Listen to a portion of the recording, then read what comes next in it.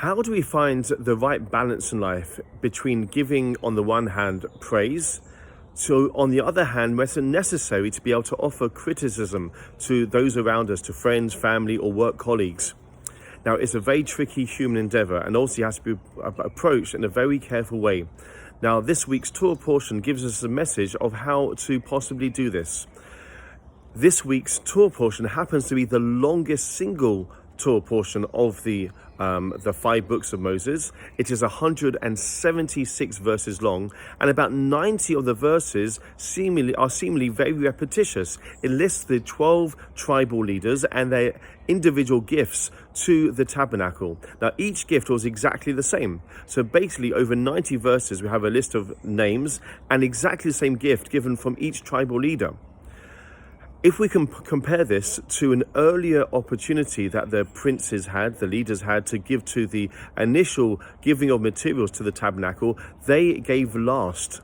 And the Torah reports this. But when it does so, it says the Nesi'im, the tribal leaders, and it leaves out one letter from their name. It leaves out the letter Yud from Nesi'im.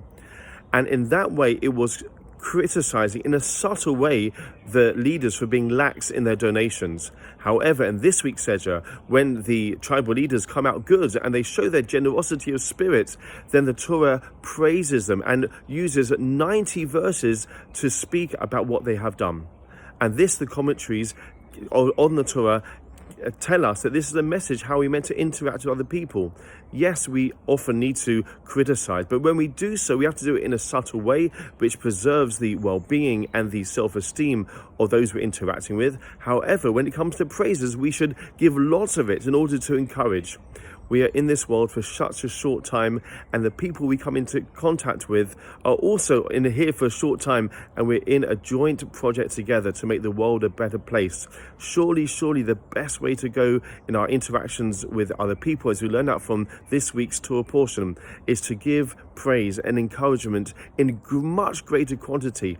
There are times we need to criticize, but it has to be done in a subtle way and a way which preserves identity. If we can take this message on, we can make the world such a powerful and loving and respectful place. I'm wishing you a Shabbat Shalom.